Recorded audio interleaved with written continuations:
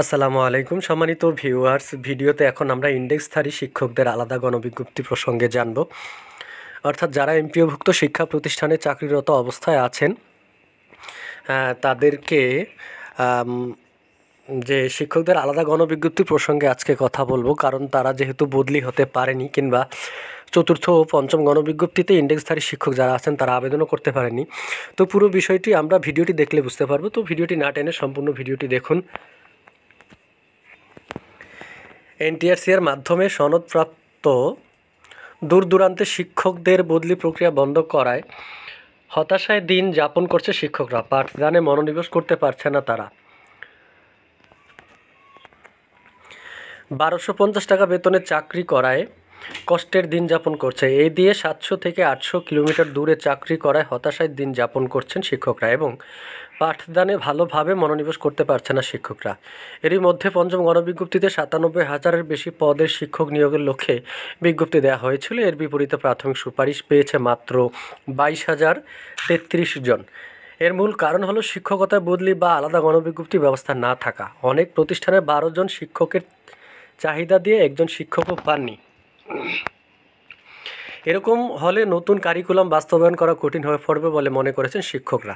সাথে সংশ্লিষ্ট বিশেষজ্ঞরা এতদিনের বদলির আশায় ছিল শিক্ষকরা, কিন্তু বদলি যদি না দেয় এবং জটিল প্রক্রিয়া মনে করেন তাহলে এনটিআরসি কর্তৃক ইন্ডেক্সধারী শিক্ষকদের আলাদা গণবিজ্ঞপ্তি বা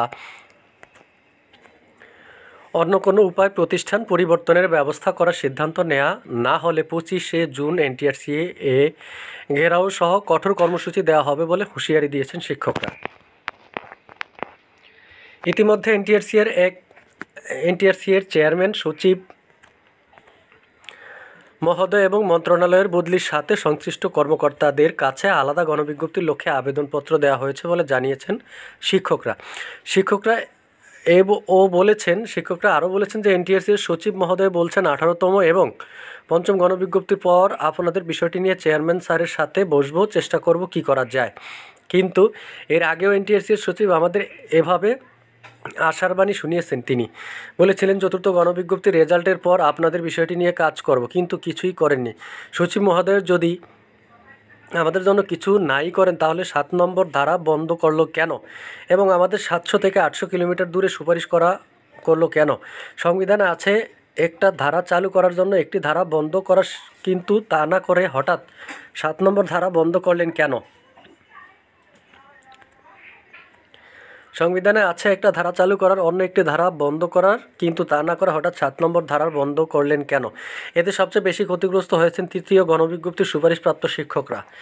তাই শিক্ষকদের দাবি নিয়ে দানকারী প্রতিষ্ঠান যেহেতু এনটিআরসি, তাই আমাদের সমস্যার সমাধান তাদেরই করতে হবে। এই লক্ষ্যেই 25শে জুন এর মধ্যে যদি শিক্ষকদের আলাদা গণবিজ্ঞপ্তি বা অন্য কোনো উপায় প্রতিষ্ঠান পরিবর্তনের ব্যবস্থা না করে বা কোনো সিদ্ধান্ত না আসে তাহলে 25শে জুনে এনটিআরসি ঘেরাও সহ কঠোর কর্মসূচি দেওয়া হবে বলে জানিয়েছেন এনটিআরসি কর্তৃক সনদপ্রাপ্ত ইন্ডেক্সধারী শিক্ষকরা।